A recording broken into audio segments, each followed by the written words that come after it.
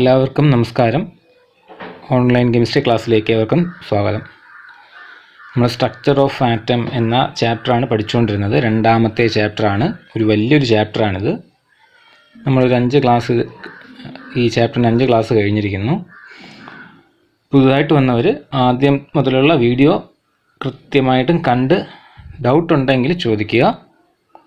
ആദ്യം മുതലുള്ളത് കണ്ടു കഴിഞ്ഞാലേ ഇനി അങ്ങോട്ട് പഠിപ്പിക്കുന്ന കാര്യങ്ങൾ മനസ്സിലാവത്തുള്ളൂ.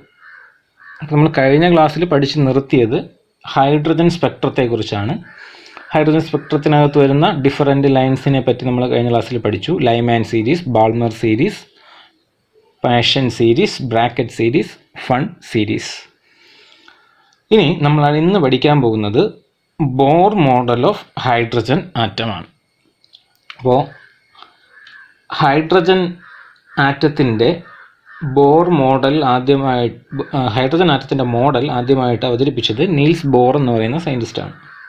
Niels Bohr was the first to explain the general features of hydrogen atom and the structure and its spectrum. നമ്മൾ കഴിഞ്ഞ ക്ലാസ്സിൽ ഹൈഡ്രജൻ സ്പെക്ട്രം പഠിച്ചു. ആ ഹൈഡ്രജൻ സ്പെക്ട്രത്തെക്കുറിച്ച് ആദ്യമായിട്ട് എക്സ്പ്ലെയിൻ ചെയ്തത് നീൽസ് ബോർ എന്ന് പറയുന്ന സയൻറ്റിസ്റ്റാണ്. അദ്ദേഹമാണ് ഒരു ആറ്റം മോഡൽ കൊണ്ടുവന്നത്. നമ്മൾ 10ാം ക്ലാസ് വരെയൊക്കെ പഠിച്ചിരുന്ന ആറ്റം മോഡൽ, ആ ആറ്റത്തിൻ്റെ മോഡൽ വരയ്ക്കാൻ നമ്മൾ ആറ്റത്തിൻ്റെ മോഡലൊക്കെ വരച്ചിട്ടുണ്ട്. അത് ബോറിൻ്റെ മോഡലാണ്. അപ്പോൾ റുദർഫോർഡിൻ്റെ മോഡലൊക്കെ റിജക്റ്റ് ചെയ്തിട്ട് വന്ന മോഡലാണ് ബോർ മോഡൽ. അദ്ദേഹമാണ് ആദ്യമായിട്ട് ഈ ഷെൽ എന്നുള്ള കൺസെപ്റ്റും ഓരോ ഷെല്ലിലും എത്ര ഇലക്ട്രോണുകൾ കാണപ്പെടും എന്നൊക്കെ പറഞ്ഞത് നീൽസ് ബോർ എന്ന് പറയുന്ന സയൻറ്റിസ്റ്റാണ്. അപ്പോൾ അദ്ദേഹത്തിൻ്റെ പോസ്റ്റുലേറ്റ്സ് എന്തൊക്കെയെന്ന് നോക്കാം. അപ്പോൾ നമ്മൾ റൂദർഫോർഡിൻ്റെ മോഡൽ പഠിച്ചു. അതിലെ ഇമ്പോർട്ടൻ്റ് പോസ്റ്റുലേറ്റ്സും മെരിറ്റും ഡിമെരിറ്റ്സ് ഒക്കെ പഠിച്ചു. റൂദർഫോർഡിൻ്റെ ഡിമെരിറ്റ്സ് ആണ് he cannot explain the distribution of electrons around the nucleus. ന്യൂക്ലിയസിന് ചുറ്റും ഇലക്ട്രോണുകൾ എത്ര എണ്ണം വെച്ച് എങ്ങനെയൊക്കെ അറേഞ്ച് ചെയ്തിരിക്കുന്നു എന്നുള്ളത് പറയാൻ റൂദർഫോർഡിന് പറ്റിയിട്ടില്ല. അതുപോലെ ആറ്റത്തിൻ്റെ സ്റ്റെബിലിറ്റിയെക്കുറിച്ച് എക്സ്പ്ലെയിൻ ചെയ്യാനും റൂദർഫോർഡിന് പറ്റിയിട്ടില്ല. അപ്പോൾ ഈ 2 കാര്യങ്ങളും എക്സ്പ്ലെയിൻ ചെയ്യാൻ നീൽസ് ബോറിന് സാധിച്ചു. അപ്പോൾ അദ്ദേഹത്തിൻ്റെ മോഡൽ എങ്ങനെയെന്ന് നോക്കാം. Atom consist of a positively charged centre called nucleus. Rutherford പറഞ്ഞതുപോലെ തന്നെ ആറ്റത്തിന് പോസിറ്റീവ് ചാർജുള്ള ഒരു സെൻറ്റർ ഉണ്ട്, അതിന് ന്യൂക്ലിയസ് എന്നാണ് പറയുന്നത്. ഇത് റൂദർഫോർഡ് പറഞ്ഞ കാര്യമാണ്. ഇനി electrons are revolve around the nucleus in a circular path of fixed energy known as orbits or shell. They are represented as K, L, Mn etc. അപ്പോൾ റൂദർഫോർഡ് പറഞ്ഞു ഇലക്ട്രോൺസ് ന്യൂക്ലിയസിന് ചുറ്റും ഒരു സർക്കുലർ പാത്തിൽ റൊട്ടേറ്റ് ചെയ്യുന്നുവെന്ന്. എന്നാൽ bore പറഞ്ഞു electrons are revolve around the nucleus in a circular path of fixed energy. ഒരു fixed energy level, അതിനെ orbit എന്ന് പറയും. അപ്പോൾ ഒരു ഓർബിറ്റിലാണ് ഇലക്ട്രോൺസ് ന്യൂക്ലിയസിനെ ചുറ്റിക്കൊണ്ടിരിക്കുന്നത്. ആ ഓർബിറ്റിനെ KLMN എന്ന ലെറ്റർ കൊണ്ട് ഡിനോട്ട് ചെയ്യുന്നു. അതിൽ K ഷെല്ലിൽ 2 ഇലക്ട്രോൺ കാണപ്പെടും, L ഷെല്ലിൽ 8 ഇലക്ട്രോൺ കാണപ്പെടും, Mൽ 18 ഇലക്ട്രോൺ, Nൽ 32 ഇലക്ട്രോൺ കാണപ്പെടും എന്ന് നീൽസ് ബോർ പറഞ്ഞു.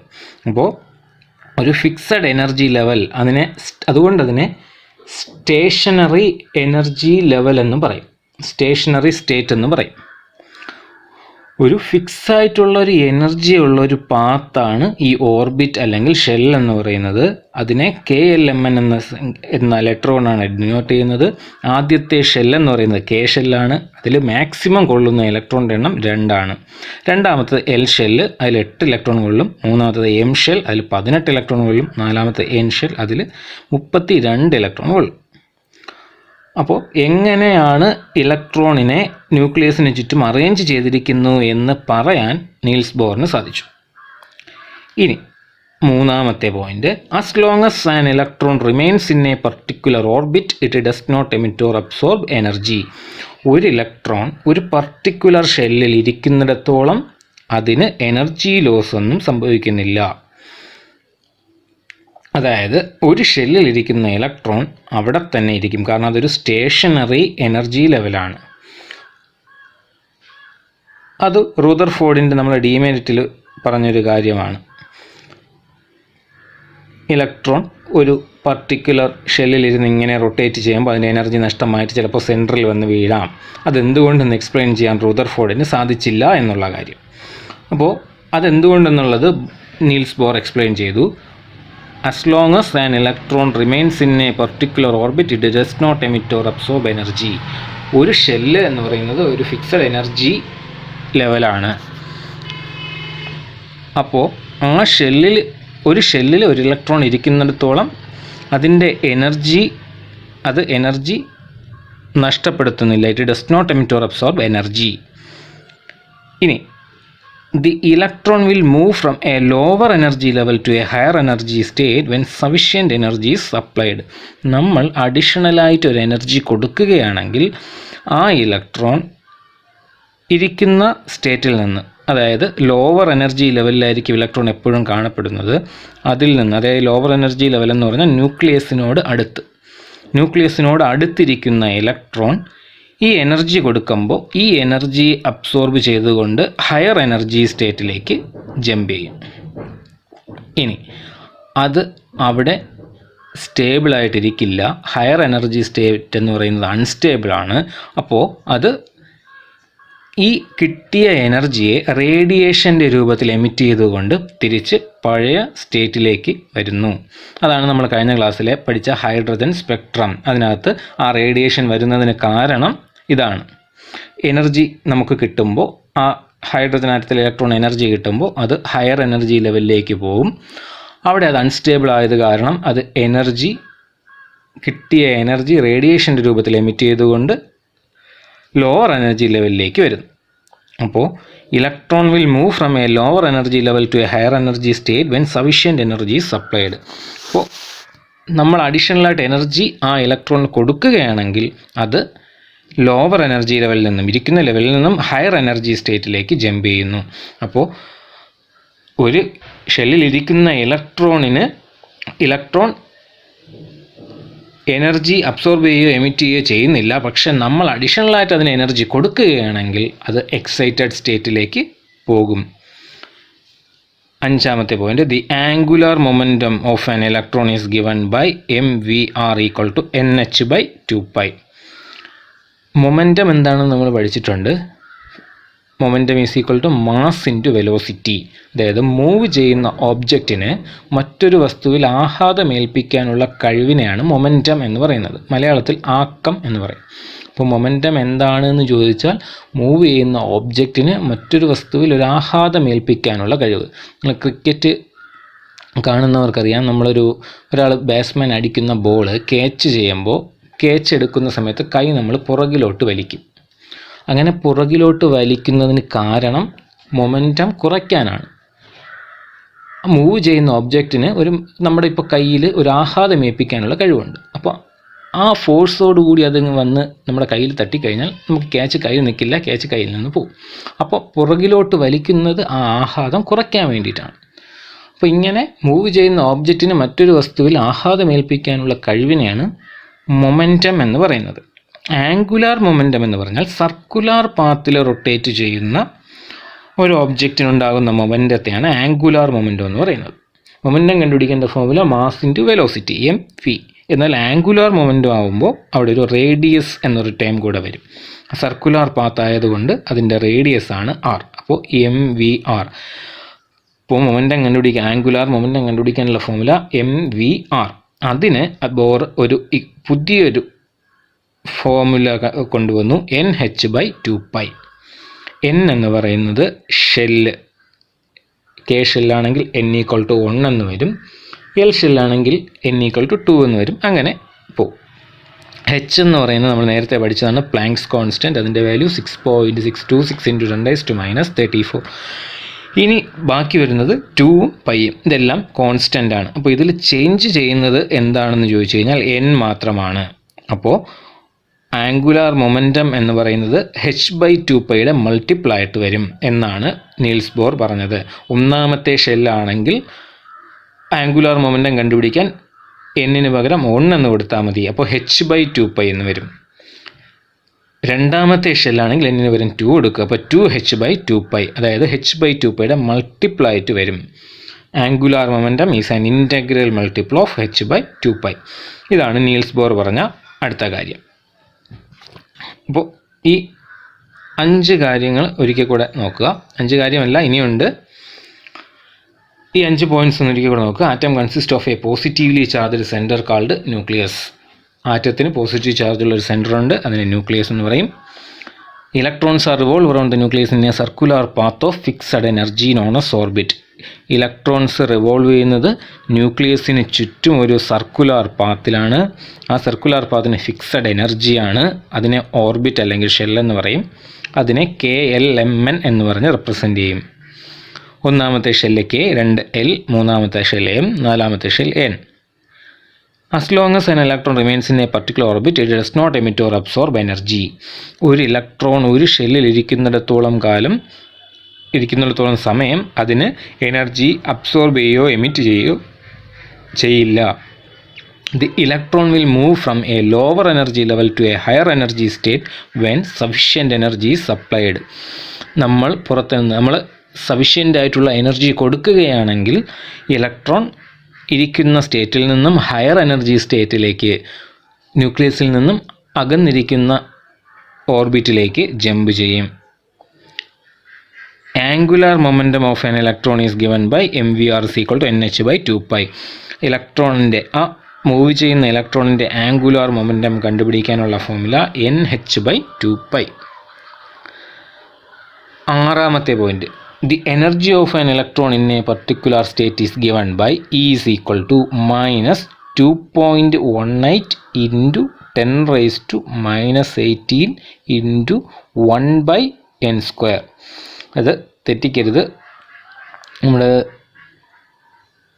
ഈ പവർ പോയിൻ്റ് പ്രസൻറ്റേഷൻ ചെയ്യുമ്പോൾ അതിൽ 10⁻⁻18 എന്നുള്ളത് മുകളിലായിട്ട് എഴുതാൻ പറ്റാത്തതുകൊണ്ടാണ് ഇങ്ങനെ സൂചിപ്പിച്ചത്.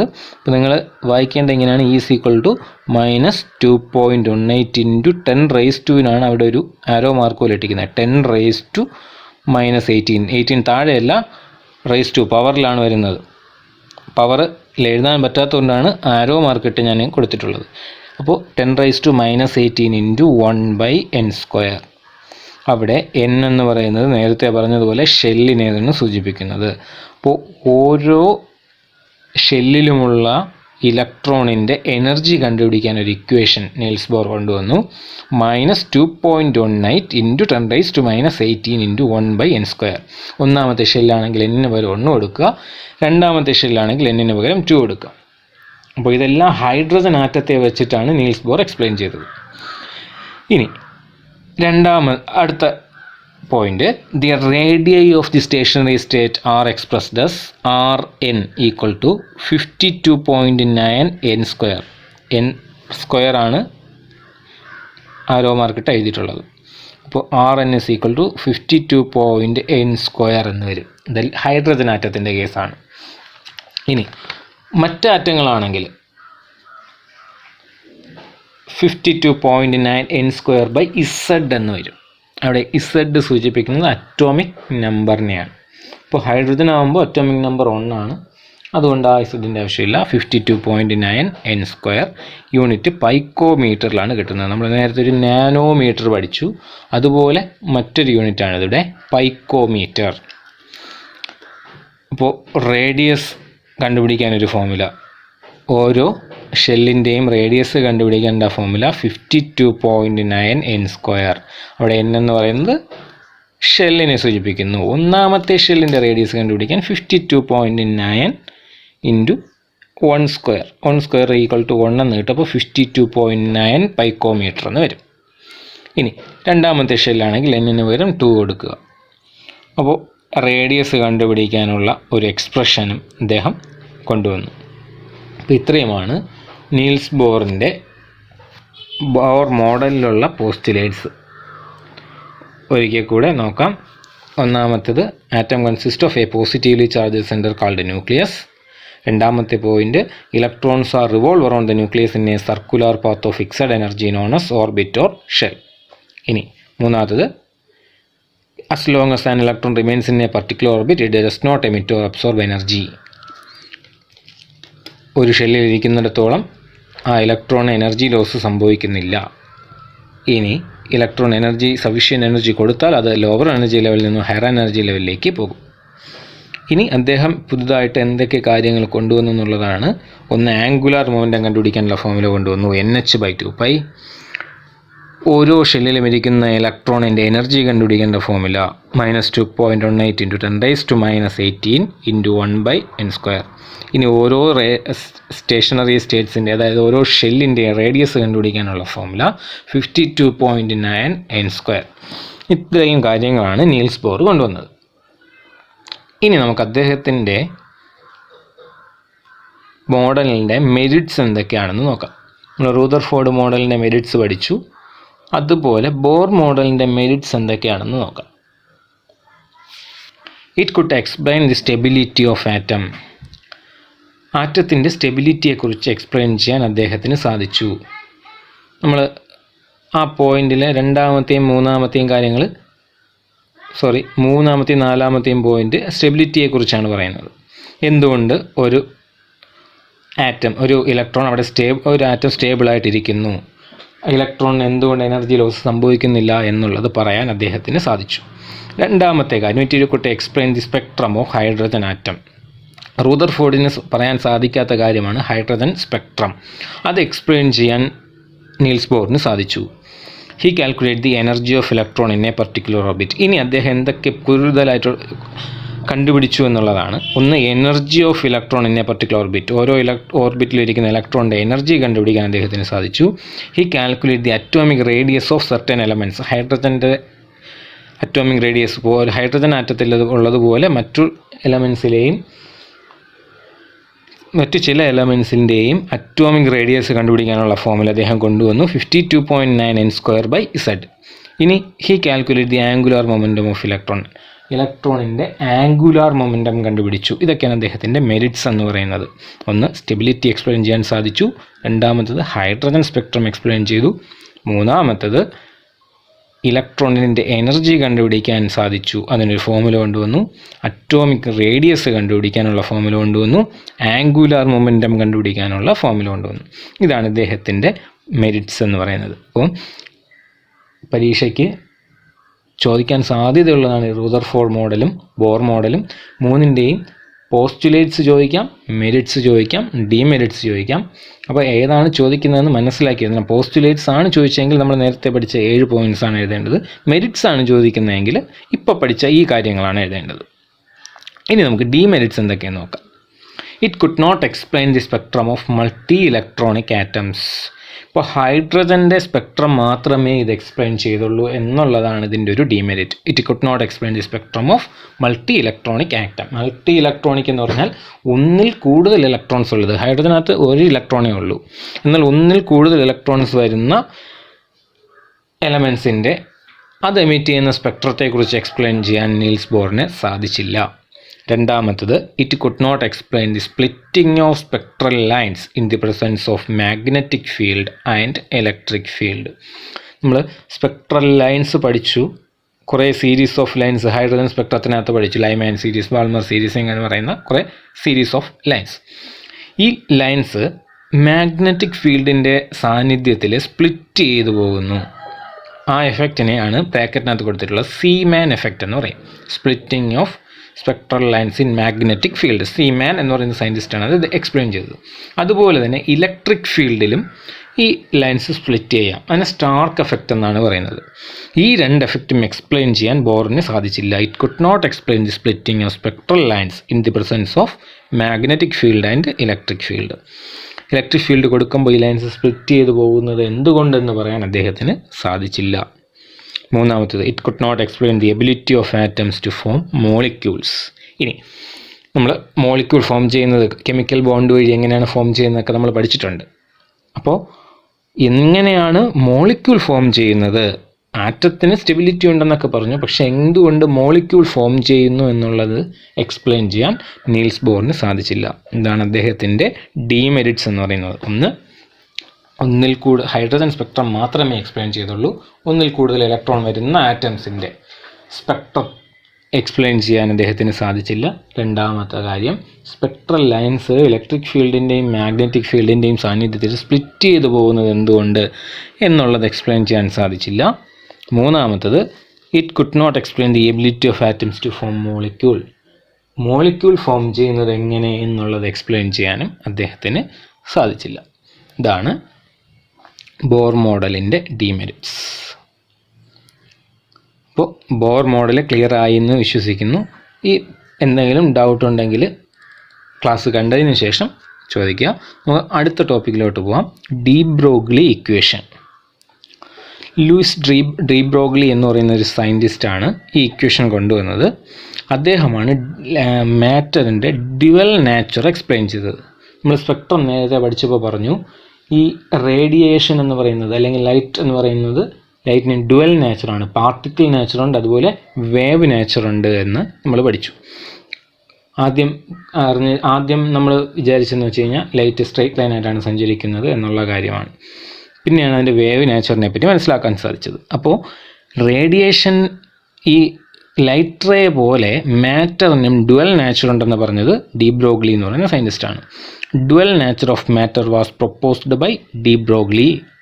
Like radiation, matter also exhibit dual behaviour. Radiation അതായത് ലൈറ്റിനെ പോലെ മാറ്ററും ഡുവൽ നാച്ചർ എക്സിബിറ്റ് ചെയ്യുന്നു. ഏതൊക്കെ നാച്ചർ എന്ന് വെച്ചാൽ വേവ് നാച്ചർ, അതിൻ്റെ particle nature. Particle nature means matter consist of material particles. Particles കൊണ്ടാണ് നിർമ്മിച്ചിട്ടുള്ളത്. ഇനി അതിൻ്റെ മറ്റൊരു നേച്ചറാണ് വേവ് നേച്ചർ. അതായത് ഇതിൻ്റെ പാർട്ടിക്കിൾസ് എന്ന് പറയുന്നത് വേവ് ലൈക്ക് പ്രോപ്പർട്ടീസ് കാണിക്കുന്നു. നമ്മളൊരു എക്സാമ്പിൾ നിങ്ങൾക്ക് മനസ്സിലാവാൻ വേണ്ടിയിട്ടാണ് അതൊരു കാര്യം പറയുന്നത്. ഇപ്പോൾ നമ്മളൊരു ബോൾ ഗ്രൗണ്ടിലൂടെ ഇങ്ങനെ ഉരുട്ടിവിടെയാണ്. നമ്മൾ നോക്കുമ്പോൾ അത് സ്ട്രെയിറ്റ് ആയിട്ട് പോകുന്നു. അപ്പോൾ അതിൻ്റെ മോഷൻ എന്താണെന്ന് നമ്മൾ പറയും, സ്ട്രെയിറ്റ് ലൈൻ ആയിട്ട് പോകുന്നു.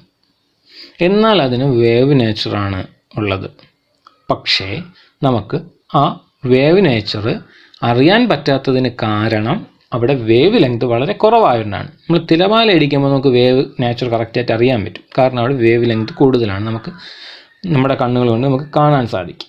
എന്നാൽ ബോൾ ഇങ്ങനെ ഉരുണ്ട് പോകുമ്പോൾ അതിനുള്ള വേവ് നേച്ചർ കാണാൻ സാധിക്കാത്തതിൻ്റെ കാരണം അവിടെ ആ വേവ് ലെങ്ത് കുറവായതുകൊണ്ടാണ്. അപ്പോൾ ഇങ്ങനെ മാറ്ററിന് രണ്ട് നേച്ചറുണ്ട്, പാർട്ടിക്കിൾ നേച്ചറും വേവ് നേച്ചറും എന്ന് പറഞ്ഞത് ഡി ബ്രോഗ്ലി എന്ന് പറയുന്ന സയൻറ്റിസ്റ്റാണ്. അപ്പോൾ അദ്ദേഹം എങ്ങനെയാണ് അത് പറഞ്ഞത് നോക്കാം. രണ്ട് ഇക്വേഷൻ വെച്ചിട്ടാണ്. ഒന്ന് പ്ലാങ്ക്സ് ക്വാണ്ടം തിയറി വെച്ചിട്ട്. പ്ലാങ്ക്സ് ഇക്വേഷൻ എന്ന് പറയുന്നത് E = h². നമ്മൾ ഐൻസ്റ്റീൻ്റെ ഇക്വേഷൻ പഠിച്ചിട്ടുണ്ട്. ഫേമസ് ആയിട്ടുള്ള ഒരു ഇക്വേഷനാണ് E = mc². അപ്പോൾ E = h² എന്നുള്ളതിനെ ഇക്വേഷൻ നമ്പർ 1 എന്നും E = mc² ഇക്വേഷൻ നമ്പർ 2 എന്നും കൊടുത്തിട്ട് ഈ രണ്ട് ഇക്വേഷനും കൂടെ കമ്പൈൻ ചെയ്യണം. രണ്ടും എനർജി കണ്ടുപിടിക്കാനുള്ള ഇക്വേഷനാണ്. അപ്പോൾ ഈ രണ്ടും കമ്പൈൻ ചെയ്യുകയാണെങ്കിൽ mc² = h² എന്ന് എഴുതാം. രണ്ടും ഈക്വലാണ്, എനർജിയാണ്. അപ്പോൾ mc² = h². ഇനി ന്യൂ കണ്ടുപിടിക്കാനുള്ള ഫോർമുല c/λ എന്ന് നമ്മൾ മുന്നത്തെ ക്ലാസ്സിൽ പഠിച്ചു. അപ്പോൾ ഇവിടെ ന്യൂവിന് പകരം c/λ എന്ന് സബ്സ്റ്റിറ്റ്യൂട്ട് ചെയ്യുന്നു. അപ്പോൾ mc² = h c/λ. ഇപ്പോൾ ഡൗട്ടില്ലല്ലോ. ആ ന്യൂവിന് പകരമാണ് c/λ എന്ന് കൊടുത്തത്. ന്യൂ എന്ന് പറഞ്ഞാൽ ഫ്രീക്വൻസി, അത് കണ്ടുപിടിക്കേണ്ട ഫോർമുലയാണ് c/λ. ഇനി നോക്കിക്കോളൂ, ഈ സമത്തിൻ്റെ രണ്ട് വശത്തും c ഉണ്ട്. mc² c ഉണ്ട്, h c/λ അവിടെയും c ഉണ്ട്. അപ്പോൾ അതിൽ ഒരു c ക്യാൻസലായി പോയി. ബാക്കി എന്തൊക്കെയുണ്ടെന്ന് നോക്കാം.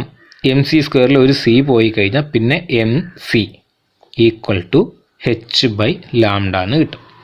ഇതിൽ നിന്ന് ലാംഡയെ സമത്തിൻ്റെ ഇപ്പുറത്തേക്ക് കൊണ്ടുവന്നാൽ λ = h/mc എന്ന് വരും. ഇവിടെ c എന്ന് പറയുന്നത് വെലോസിറ്റി ഓഫ് ലൈറ്റ് ആണ്. അപ്പോൾ വേറെ മാറ്ററിൻ്റെ കാര്യം എടുക്കുകയാണെങ്കിൽ സിക്ക് പകരം v എന്ന് കൊടുക്കാം. അപ്പോൾ λ = h/mv എന്ന് വരും. അപ്പോൾ λ എന്ന് പറയുന്നത് വേവ് ലെങ്ത്. അപ്പോൾ മാറ്ററിന് വേവ് നേച്ചർ ഉണ്ട് എന്നുള്ളത് ഈ ഇക്വേഷൻ വെച്ചിട്ട് നമുക്ക് മനസ്സിലാക്കാം. ലാംഡ വേവ് ലെങ്ത് ഉണ്ട് എങ്കിൽ അതിന് വേവ് നേച്ചർ ആയിരിക്കും. ഇനി =h/mv മാസ് ഉണ്ട്. അപ്പോൾ അത് മെറ്റീരിയൽ പാർട്ടിക്കിൾസ്, അവിടെ പാർട്ടിക്കിൾ ഉണ്ട് എന്ന് മനസ്സിലാക്കാം. അപ്പോൾ പാർട്ടിക്കിൾ നേച്ചറും വേവ് നാച്ചുറും നമുക്ക് ഈ ഇക്വേഷനിലൂടെ മനസ്സിലാക്കാം. Lambda equal to h/mv. ഈ എം വിക്ക് പകരം വേണമെങ്കിൽ നമുക്ക് മൊമെൻറ്റം, എം വി എന്ന് പറയുന്ന മാസിൻ്റെ വെലോസിറ്റിയാണ്, അതിന് പകരം മൊമെൻറ്റം സബ്സ്റ്റിറ്റ്യൂട്ട് ചെയ്യാം. അപ്പോൾ ലാംഡ ഈക്വൽ ടു h/p എന്ന് വരും. പി എന്ന് പറഞ്ഞാൽ മൊമെൻറ്റം കണ്ടുപിടിക്കേണ്ട ഫോർമുല മാസ് ഇൻറ്റു വെലോസിറ്റി. അപ്പോൾ ലാംഡ ഈക്വൽ ടു h/mv എന്നോ ലാംഡ ഈക്വൽ ടു h/p എന്നോ എഴുതാം. ഇതാണ് ഡി ബ്രോഗ്ലി ഇക്വേഷൻ എന്ന് പറയുന്നത്. Lambda equal to h/mv or lambda equal to h/p. ഈ ഇക്വേഷനാണ് ഡി ബ്രോഗ്ലി ഇക്വേഷൻ എന്ന് പറയുന്നത്. ഇത് മാറ്ററിൻ്റെ ഡുവൽ നേച്ചർ, പാർട്ടിക്കിൾ നേച്ചറും വേവ് നേച്ചറും എക്സ്പ്ലെയിൻ ചെയ്യുന്ന ഇക്വേഷനാണ് ഈ ലാംഡ ഈക്വൽ ടു h/mv എന്ന് പറയുന്ന ഇക്വേഷൻ. അപ്പോൾ ഇന്നത്തെ ക്ലാസ്സിൽ ഇത്രയും മതി. 2 കാര്യങ്ങളാണ് നമ്മൾ പഠിച്ചത്. അതിൽ ഇമ്പോർട്ടൻ്റ് ആയിട്ടുള്ളൊരു കാര്യമാണ് bore model of atom. Rutherford model കഴിഞ്ഞാൽ അടുത്ത് പ്രധാനപ്പെട്ട ഒരു ടോപ്പിക്കാണ്, എക്സാമിന് ചോദിക്കാൻ സാധ്യതയുള്ളതാണ്, ബോർ മോഡൽ ഓഫ് ആറ്റം. അത് കഴിഞ്ഞ് പഠിച്ച D Broglie equation. D Broglie equation derive ചെയ്യാൻ ചോദിക്കാനുള്ള സാധ്യത കുറവാണ്. ഇത് വെച്ചിട്ട് നമ്മൾ പ്രോബ്ലമാണ് മെയിൻ. ഈ ലാംഡ ഈക്വൽ ടു h/mv എന്നുള്ള ഇക്വേഷൻ വെച്ചിട്ട് പ്രോബ്ലം ചോദിക്കാൻ സാധ്യതയുണ്ട്. നമ്മൾ അടുത്ത് പഠിച്ച ഡി ബ്രോഗ്ലി ഇക്വേഷൻ. അപ്പോൾ 2 കാര്യങ്ങളാണ് നമ്മൾ ഈ ക്ലാസ്സിൽ പഠിച്ചത്. ഈ 2 കാര്യങ്ങളും നന്നായിട്ടൊന്ന് മനസ്സിലാക്കി വായിച്ചു നോക്കുക, പഠിക്കുക. നോട്ട് ഇതിൽ നിന്ന് തന്നെ എഴുതാം. ബോർ മോഡൽ, അതിൻ്റെ പോസ്റ്റുലേറ്റ്സ് എന്ന് പറഞ്ഞിട്ട് ആദ്യത്തെ തന്ന 7 പോയിൻറ്റ്സ് എഴുതുക, മെറിറ്റ്സ് എന്ന് പറഞ്ഞിട്ട് അടുത്ത പോയിൻ്റ് എഴുതുക, മെറിറ്റ്സ് എഴുതുക. അത് കഴിഞ്ഞ് ഡി ബ്രോഗ്ലി ഇക്വേഷൻ ഇതിലുള്ളതുപോലെ നോക്കി നോട്ടിൽ എഴുതുക. അടുത്ത ക്ലാസ്സിൽ നമുക്കിതിൻ്റെ പ്രോബ്ലമൊക്കെ ചെയ്ത് നോക്കാം. അപ്പോൾ എന്തെങ്കിലും ഡൗട്ട് ഉണ്ടെങ്കിൽ മെസ്സേജ് അയയ്ക്കുക. ബാക്കി നമുക്ക് അടുത്ത ക്ലാസ്സിൽ നോക്കാം.